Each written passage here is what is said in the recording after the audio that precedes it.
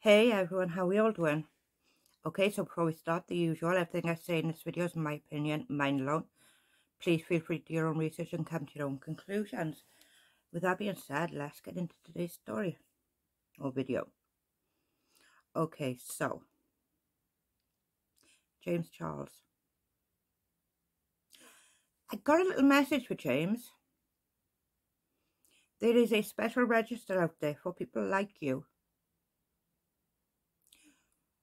And don't worry, you won't be alone.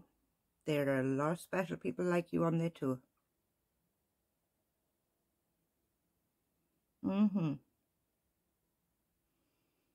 Why there is nothing being done about you right now, I don't know. Even if there is something being done about you, I would like to see you personally locked up behind bars for what you've done.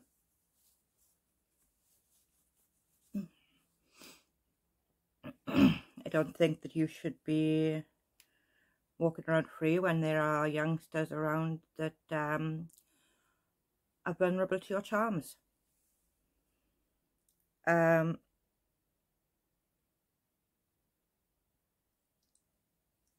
was watching Mysterious Tea before doing this video, and she was talking about James Charles, of course. And now I've been thinking this for some time, and I'm going to put a clip in by here of Bye Sister, and then I'm going to keep going. You will change. And I tried to be that person for you, James. I really tried. I don't think there's any getting through to you, and I don't want to be friends with you. I don't want to be associated with you. And I need to say that very publicly so that this chapter can just be closed. So I want to share with you guys really quickly why I'm being so public about this, because I know the first thing a lot of people will say is, hey, why didn't you pick up the phone? Why didn't you message him back? Like, you guys should have handled this privately. And I absolutely agree. The moment that everything kicked off, he started panicking. He was texting me, and then it got increasingly demanding. And I don't deal well with someone telling me that I need to accept an apology on their terms to fix their problems. So when you cannot even say, I'm so sorry, I knew this was going to hurt you, I hate seeing you cry, oh my gosh, I can't believe that you're feeling this upset, like, I didn't think that you'd be this upset. When you can't have any emotion for the other person who loves you so much, and all you're caring about is your image, and that people are questioning if it's you, and people are commenting, and that's what you're worried about, I'm not okay with that, and I need to take a time out. I knew that I needed to talk to James, and I was planning on hopping in my car and, sitting down with him, but I changed my mind very, very quickly when I found out that he had been giving his side to drama channels. He had been in contact with plenty of them. I immediately knew that this was all about damage control and had little to do with his care for me, because I just don't think that he does. If that's the playing field that we're on and I have to go there, just know my receipts are stacked thick. To be in full disclosure, I have spoken with 2 drama channels that reached out, and one of them is Here for the Tea, the other is Tea Spill. They're both making videos. I needed to share a little bit of where I was coming from, and even in those messages, the first thing that I say is I'm crushed because this person was family to me.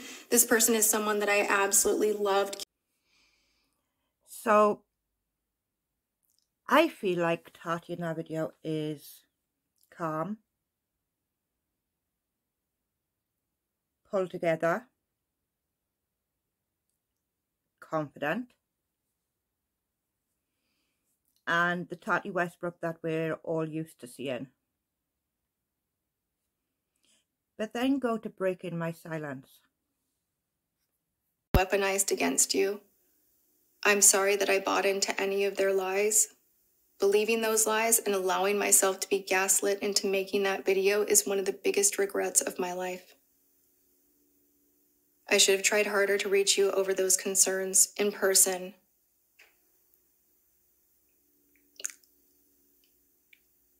And I'm sorry for giving up on you. The information they were giving me was terrifying. I thought your career and freedom were in jeopardy. I was trying to get you to put your phone down and seek help because I was told there were a lot of victims that were going to come forward to destroy you. I was foolish for believing them. I was scared. I thought if I called you out, you would put your phone down and stop the detrimental behavior I was being made to believe was true. James, I apologize for uploading that video. I should have known better than to fall for their lies and manipulation. Why does that feel like a different person?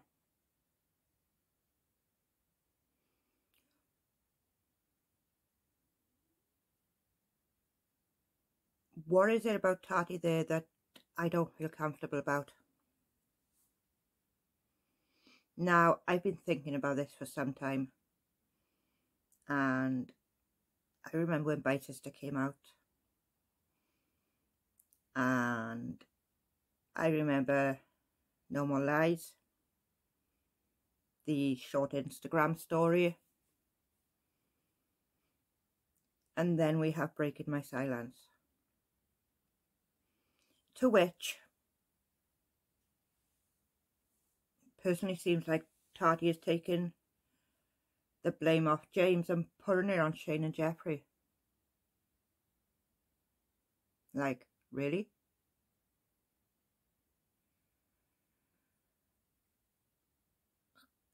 I don't like it. Tati claims that her and James became friends again back in December before this was made. December 2020. But they kept it behind the scenes. Why?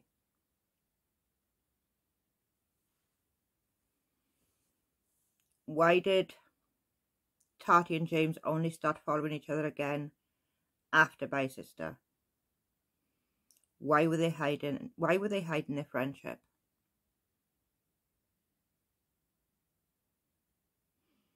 What was that all about? The kids behind the bike sheds.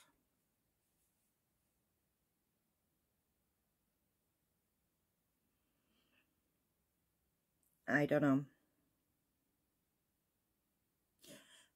And then I think about that boy that James went absolutely ballistic on for sharing James saying happy birthday to him on his private stories. Now, I'd never seen that before, but if I had, that would have rung alarm bells for me. Like, serious alarm bells. He completely freaked out on this kid for sharing the fact that James had happy birthday.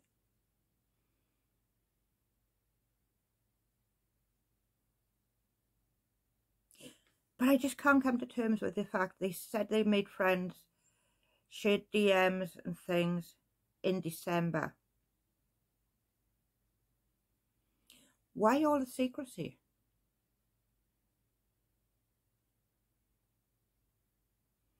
Why turn it all on Jeffrey and Shane?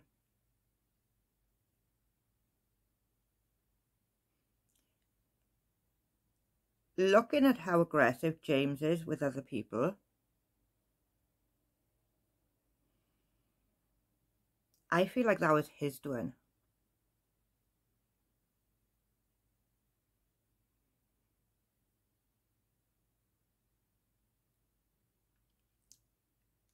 James is 21, a multi-millionaire, and he knows it. And he speaks to people however he wants to. Because he has money. And he can do anything he wants. To anyone he wants. And if he pisses someone off too badly, he can just pay them off.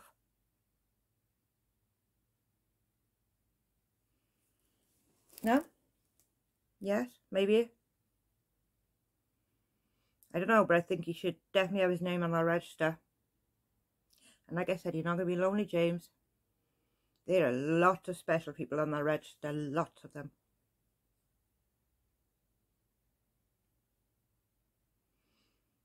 And Morphe has finally dropped his code. They're still selling the palette though. So they're not sort of completely there with dropping him, are they?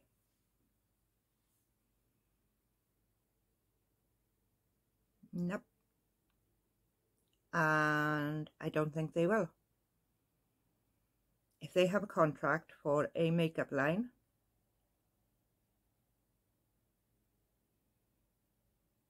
then I don't think they will.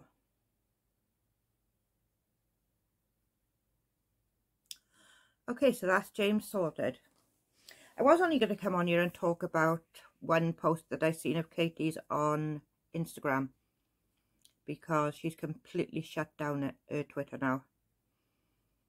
And I was going to come on and... oh, wait 1 second. Back to James. There's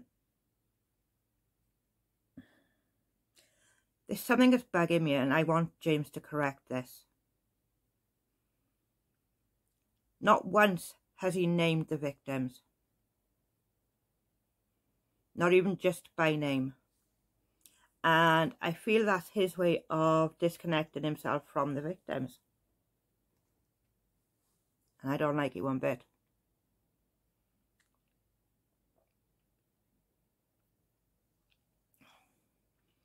What I do want, though, is James to come back, make a better apology. Not like that shit show that he posted. And apologise to every one of them. By name. I want to say an apology. And I want their names. I want him to name them. I want him to see the damage that he's done by naming them. Because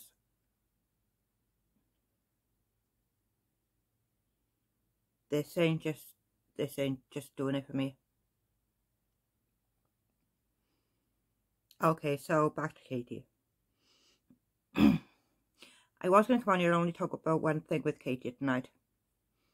And that was the fact that she posted about people calling her KJ. Okay, Catherine. No more KJ.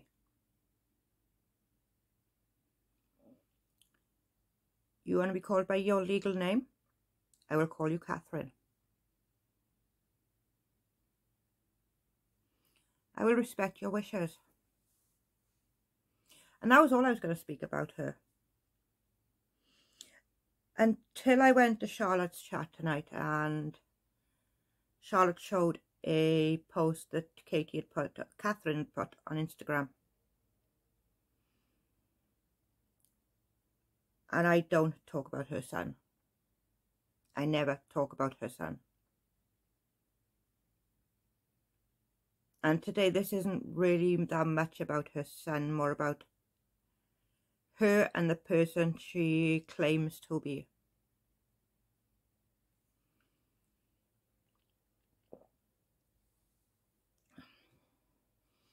Tonight she said she's not a mom, she's a nurse.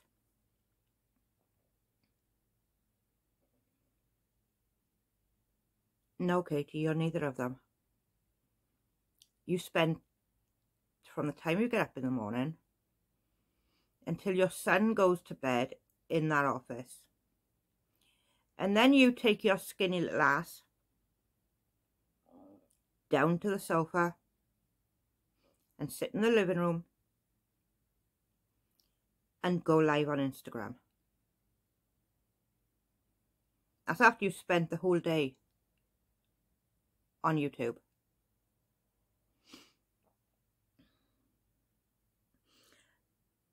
I'm going to share something with you. I have two amazingly beautiful children, babies, who are curled up in bed right now. And we suspect one of them is on the spectrum. And boy, she is gorgeous and active and crazy and beautiful and hard work too. Just tonight, every night my husband has to go in, find out where in the room she's sleeping, and put her in her bed. Tonight, he went in, he looked around for her, because she never goes to sleep in the bed, it's always on the floor. She'll pull her blanket down and her pillow, and she will curl up wherever she feels like and goes to sleep. Tonight, though, she pulled one drawer out, climbed under the bed, inside to the other drawer, and went to sleep. So my husband had to pull the drawer out gently, not to hurt her or catch her under the bed, and lift her out into bed. And this is something that we do daily. She is very delayed with her speech.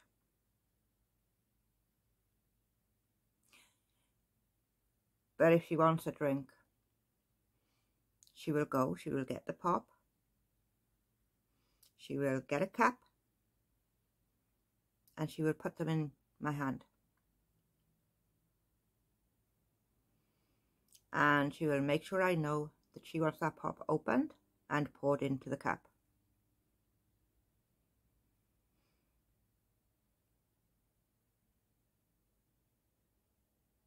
The small amount of words that she does speak,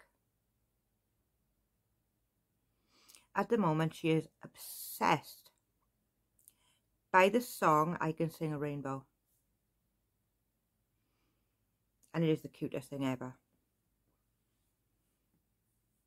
She will come over, jump on my lap and say, "Sing a rainbow, sing a rainbow," until I play "Sing a Rainbow." And she will give me kisses and cuddles. And then it will be more "Sing a Rainbow," more "Sing a Rainbow." Now she's 4 years old. And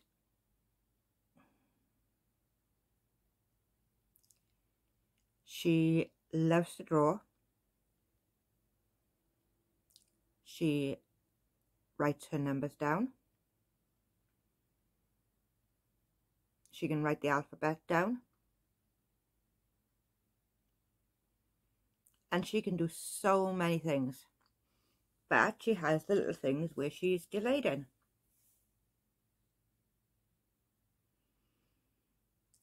And if she doesn't get her own way, oh boy, can she throw a tantrum.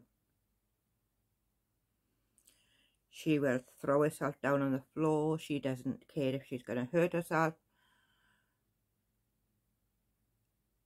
And I'm not always strong enough to stop her. Now, I found out a couple of years ago that I was born with a rare genetic disease called Ehlers-Danlos syndrome. I was pregnant with my beautiful daughter when I got diagnosed. Now, I had to fight for 4 years after finding out this was in my family to be assessed to see if I had it.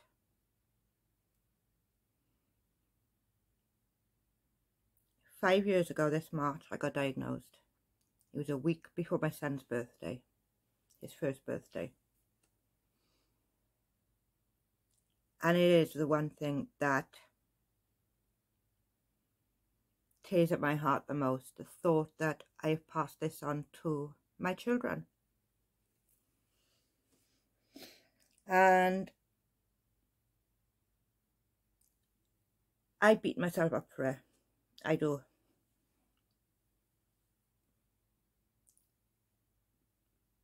But I get on with it. Because of Ehlers-Danlos syndrome, I dislocate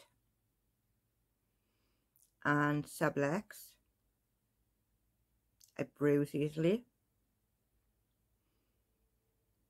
And 5 years on from my diagnosis, I am wheelchair bound.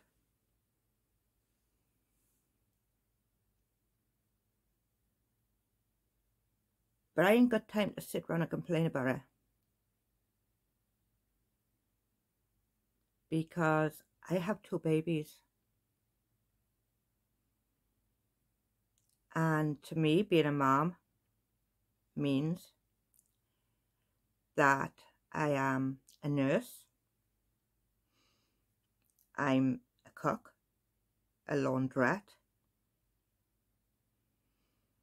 I'm the disciplinary person when they need teaching that what they've done is wrong.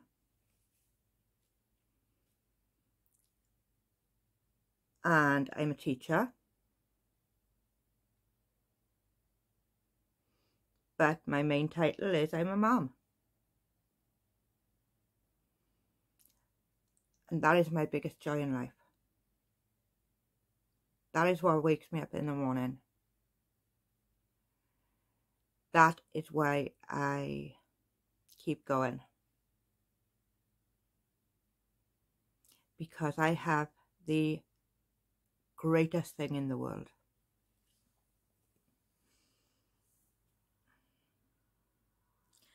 So when I hear Katie talking about how hard done by she is with her nurse, who's there 10 hours a day, and she talks like her child is more ill than any possibly other child in the world.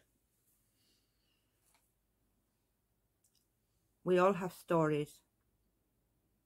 We all have our struggles. And we all have our reason for doing what we do. Mine is my children.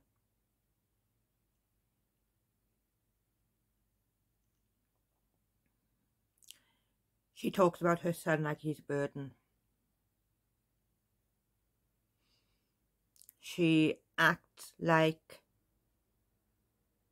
the day that he survived was the last day he was on this earth. And I don't understand that.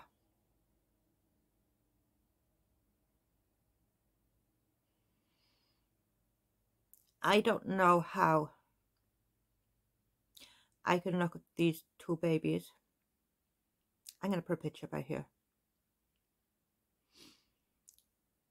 How I could look at those 2 babies and talk about them as if they were not the most important thing ever. I also have 2 adult children who are now in their 20s, and my husband has another daughter, so we have 5 children between us.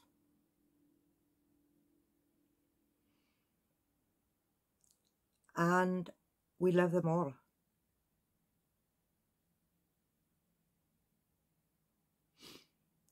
And yeah, don't get me wrong, they could all be a pain in the butt. But do you know what?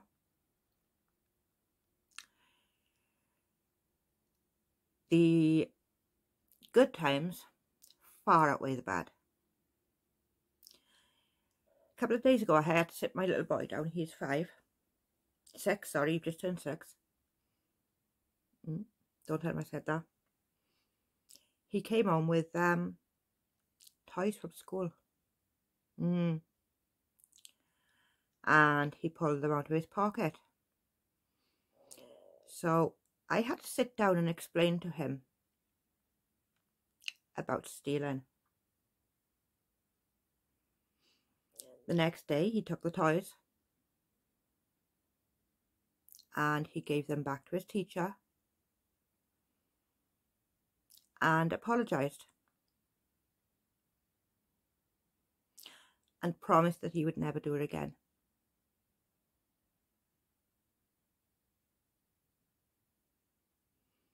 But like I said, there's the good, the bad and the ugly when you have children. And the older they get, the harder work they get, let me tell you. The little ones are easy compared to the old ones.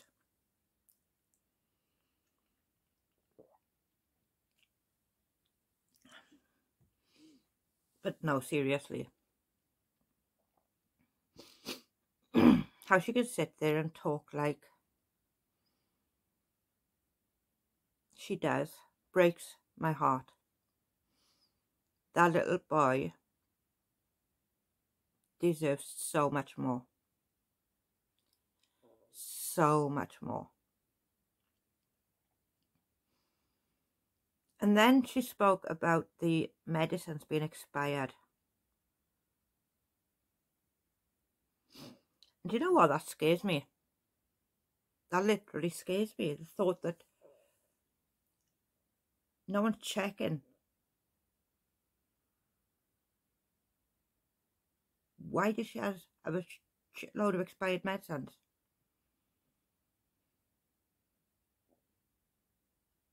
And before I fly off the handle, I'm going to end this year because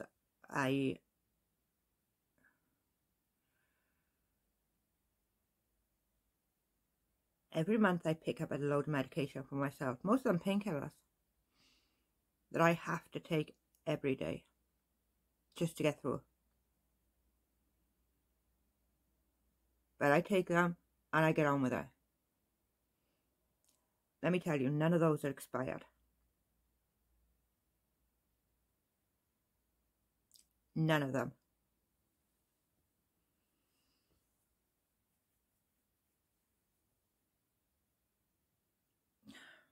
Yeah, I can't even address that one.